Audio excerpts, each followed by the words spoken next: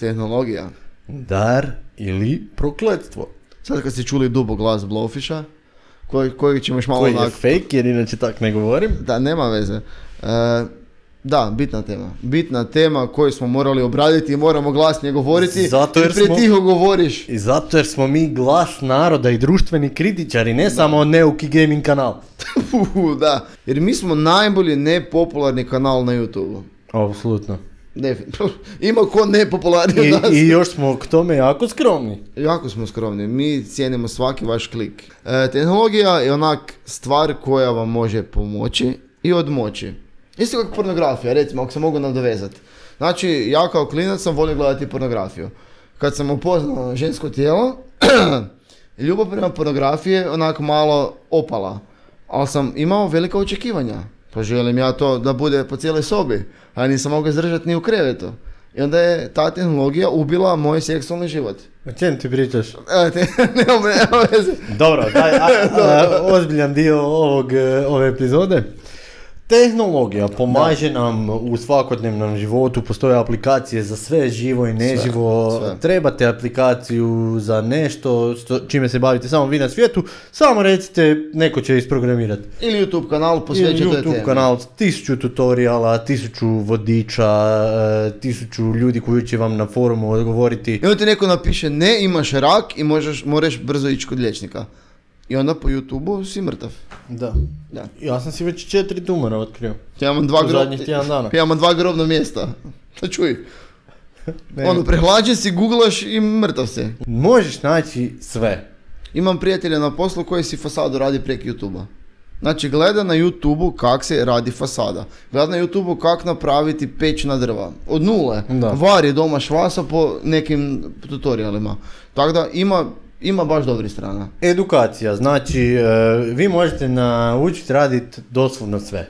Pa recimo imaš problem s kompjuterom, zgooglaš, za 2 minute saznaš u čemu je problem. Ovak bi otišao nekome ko ti popravlja, plati bi mu 300-500 kuna, a samo možeš doma to napraviti. Ili ne znam, hoćeš biti grafički dizajner. Ja ne kažem da ćeš ti otići na YouTube, pogledati 2 tutoriala i biti stručnjak, ali ako želiš, doslovno možeš od nule naučiti sve što učiš na raznim fakultetima, što te uče razni 3 put više obrazovani ljudi od tebe.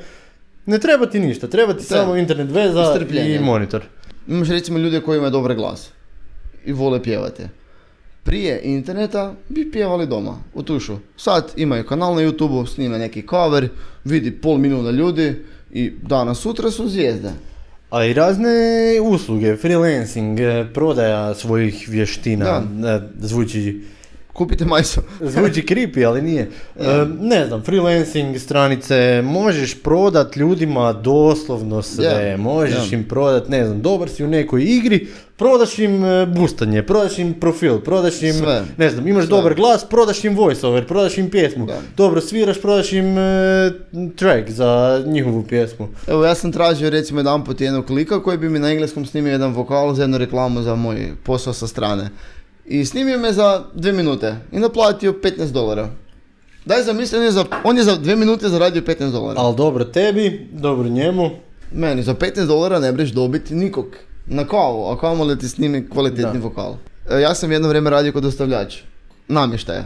Onak si mislim, vozim tu robu u tom kamionu i mislim si da nemam navigaciju na mobitelu. Kak bi ja našao ulicu u nekom zabiti selu, nema šanse. Daj zamisli da ideš na more bez navigacije. Da. Došao bi do Zagreba, možda i to je to. Pa ja se divim ljudima koji su živjeli prije navigacije. I ne samo navigacije, nego prije mobitela. Zamisli u 70-ima, 80-ima, otišao si s frendovima van, imao si 17 godina, išao si u srednju školu, mama ti je rekla vrati se do 2 i tebe nije bilo cijelu noć. U kafiću nije bilo sata, ne? Zamisli, umrla je vjerojatno žena od straha. Ja svoju mamu zovem 3 put na noć kad idem van. Ja se sjećam kad sam bio mlađi, kad nije... Ne, zakaj nisi skužio ovu foru. Nema se. Sorry. Ne, kad sam bio mlađi, kad sam se govorili, ne znam, nađemo se u 7 u parku, mi smo se našli u 7 u parku. Sad imaš mobitel i nema nikog u 7, nego 7:20. Razmišljam čak da napravimo, sad si me inspirirao za potpuno novu temu. Inspirira. Ljudi koje mrzimo. Prva točka bi bila ljudi koji kasne i to namjerno. Ja kasne. Dobro, loše strane. Loše strane. ne znam, generalno otuđenost među ljudima izazvana svom tom tehnologijom. Evo ja znam kad je to počelo. Ja sam povjesničar. Ja sam Driveshaft poučava. Povjesničar. Dakle, u mom malom selu, zove se Čirečan, u Međimurju. Ja živim u malom selu. Ti sam govori, ja ću back vokale. Da. Znači, mi smo imali jedan mali park gdje smo se često nalazili, svaku večer od 8-9. I prije interneta mi smo se našli. Došao je jedan lik u park, nije bilo nikog, pa je došao drugi, pa su već bili dvojica, pa se okupilo cijela ekipa. I onda kad je došao onaj prvi, dial-up internet, smo imali chat. Imali smo grupu Čirečan park. I pita na lik, ima koga u parku? Drugi napiše nema, a dobro. Evo danas odeš u park, nema nikoga. Prazan park. To baš. Da. Ali i ne samo to, nego internet i tehnologija je alternativa mnogim nekadašnjim aktivnostima koje smo svi voljeli i koje sad više niko ne prakticira čisto zato jer imaš, ne znam, umjesto da odeš u park vidjeti da li koga ima, ti ćeš otići na, ne znam, Facebook vidjeti ko je kakav status napisao. Da, slažem se. I dok vidim da ljudi dođeš ti kod mene, dođem ja kod tebe i sjedimo tu vani na terasi, pijemo pivu i ti buljiš u mobitel ili ja buljim u mobitel i gledam poruke, gledam kaj ima novo, slušam te onak jednim uhom i to usput i onda 3 put mi moraš ponoviti, doslovno pričamo kao da smo retardirani. Da, da ti imaš onih kafića vani gdje moraš staviti mobitel jednu posuricu i ko prvi uzme mobitel mora plaćati večer. Svaka čast ljudima koji su to osmislili. Ali ja priznam da sam bez mobitela kod da sam invalid, ko škender. Svi smo. Ali ozbiljno. Znači išao sam na ribičiju, moram se pohvaliti, uhvatio sam takvog šarena, nisu lovačke priče, ribičke priče, bio je takav, budemo slike stavili negdje. No i ja nisam mogao mirno sjedeti 15 minuta da nisam uzeo mobitel, sam da vidim da me kuka je pisao. Ili onda kad si ga ulovio, onda si ga morao ufotkat, mora si poslati svim friendovima. Na Facebook staviti, u inbox. Daj mi ti reci, koliko si najduže bio bez mobitela? Pa... Nekad spavaš, kad si budan. Iskreno, mogu biti bez mobitela. Ja mogu ostaviti mobitel, ali samo pod uvjetom da znam da ću raditi nešto što će me okupirati i što će me onak natjerati da ne razmišljam o tome. Ali koliko vremenske? Ali ako ja sad sjedim u dnevnoj sobi doma ili ako sjedim u kafiću negdje s friendovima i ako mi ne pričamo o ničem zanimljivom, ne mogu, to mi je jednostavno, to je i najveći problem svega toga što nam je to postalo toliko normalno i takva navika da niko više ne kuži koliki je to problem zapravo, nego svi samo pa dobro, poruka, ne znam, malo Facebook, malo Instagram i to je stvarnost.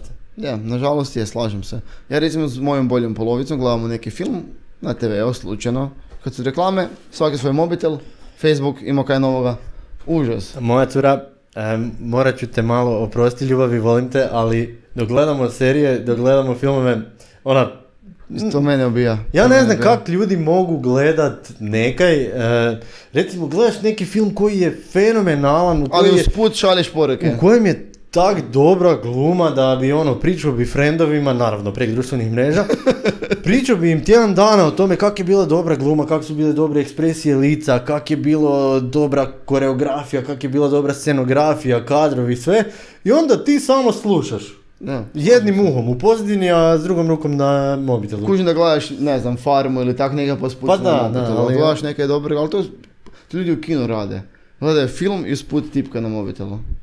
Ili na koncertu, odlična druga pjesma, kužiš, usput piše na Facebooku na koncerte, sad je bilo na Foo Fighters, to je događaj godine, a ljudi su u toliko koncerta stalno objavljivali na društvenim mrežama. Znaš kaj je najgore? Kad odeš na koncert ili na, ne znam, bilo kakav event i tebi je bitnije da pofotkaš to ili da snimiš video i da ga šeraš na društvenu mrežu, nego da to doživiš iz prvog lica. Bila je ona slika, mislim da je bio YouTube, negdje tu u Europi, koji imaš fotku s 2004. i 2014.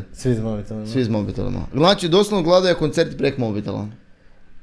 Ne znam, sjećaš se Bruce Springsteena? Sjećam se onog lika koji je bio s nama i... Znači, cijeli koncert, traje 4 sata Bruce Springsteenov koncert, 3,5. Cijeli koncert je tako imao mobitel i mirno stajao i snimao koncert. I poslije ga pitamo kako ti je bilo prejebeno, fenomenalno. Znaš kaj mene zanima? Kak ljudi, koji je to mentalni sklop koji ti govori sad ti moraš to snimat da imaš uspomenu? Kao prvo, ako ćeš pamtit to bez da imaš dokumentirano, pamtit ćeš puno bolje nego je ta tvoja snimka, a kao drugo, ako hoćeš to ikad kasnije gledat, naći ćeš 800 drugih različitih boljih videa na internetu i profesionalnih i s fotićem snimanih i s pravom kamerom snimanih i onda ti snimaš s mobitelom, ne znam, 800 para ruki ti je ispred tebe. Bila je situacija kad sam bio nedavno u Istri, bili su neki dva lika, na gitaricama svirali su od Nirvana jednu pjesmu i morao sam snimiti za uspomenu. Ali drugo je to je sam, to vidi sam i ja. Vidiš. Ali dok vidi 100.000 ljudi na koncertu i svi snimaju, pa neko ima bolji mobitel i rađe uživati u trenutku. Dobro, koji je neki generalni konsenzus? Tehnologija utječe i dobro i loše na mlade, starije, na sve. I to je onak malo glupi zaključak, ali ako makneš dobro, ostane ti loše. Ali ne briš pak maknuti ono loše, jer ti kužiš. Ja mislim da... Nema sam da odvojiš jednostavno dobro od lošega. Mora biti oboje. Ja mislim da ako gledaš ono jedan pro versus jedan con, da će biti puno više pozitivnih stvari, ali opet možda nekako i nostalgično, možda i nekako iz perspektive nas kao klinaca 90-ih koji smo iskusili i jedno i drugo i u jednom i u drugom bili aktualni, nismo sad ko moja mama koja je prvi put vidjela mobitel pa sad to na nju negativno utječe, nego ljudi koji baš doslovno su full u tome. Živjeli smo život punim plućima. Tako je. I ne znam, sve te prednosti ponekad si mislim da bi rado mijenjao za još par godina u 90-ima kad si stvarno mogu uživati u životu, a nisi... Mislim, ne bi mogao voziti auto bez navigacije ako idem nepoznato područje. Ali opet bi rađe vozio auto bez navigacije nego da vidim klince na mobitelima cijeli dan sam. A i sad si to misliš, nekad je to ljudima bilo normalno. Možda su se više razvijali ko osobe, možda su postajali snalažljivi, inteligentni nego su sad. A nisu. A ja mislim da jesu. Ja mislim da su klinci danas đubre. Definitivno. Đubrat koja ne zna sama ni guzu obrisat. Može, ne figurativno, nego presnom značenju. Daj zamisli klince današnje da mora ići u šumu srušiti drvo i nacijepat ga. Kako bi to napravila? Ali zašto to ne znaju? Zbog toga jer imaju ljude koji to rade za njih, koji su to naučili iz interneta i... Da. Ne znam, ja malo se onako sjećam bezobrazno zato jer ja ne mogu ići na WC bez mobitela. Ja doslovno na poslu pišem, jedna ruka penis, druga ruka mobitel. Ali ozbiljno. Pa znam, i ja. Si kad pišu bez mobitela? Pa jesam par puta. Ne, mislim, ja ne kažem da... Malo se Batman uzbudio. Nismo mi sad neki tu veliki moralisti koji ne rade ništa od toga. Mi smo licemjeri zapravo jer sve te stvari radimo, ali bar smo... Ali nas smetaju. Bar smo donekle svjesni. Da. Problema. Tako da imaš rak i znaš da ga imaš rak, a vi ne znate da ga imate. Idite kod doktora ili na mrtvi piksel. Tako je. Pozdrav ljudi. I vidimo se, ostavite nam koji komentar. Da. Puno komentara, ne koji komentari. 1000 komentara. Da, ti onak startu onak. Ja sam skroman, Drajšeš ti je pohlepan. Ja plaćem kad vidim preglede, ali nema veze, znam da radimo neke kvalitetno, trudimo se. I ovaj Batman se slaže da se mi trudimo. Da, fake Batman i ovaj... Gledajte ovog Batmana koji ima mač. I gledajte ovog počno... Avengers Robina sa ženskom glavom. To je Black Widow fit Robin. Ne, ali tu je Batman, tu je Captain America, tu je Iron Man. Ali nema veze, oni su svi skupa... Da. Opa. Sorry, not sorry. Pokojni gospodin Lee se okreće u grobu. Jako dugo traje ovaj outro, tak da. Da, pozdrav.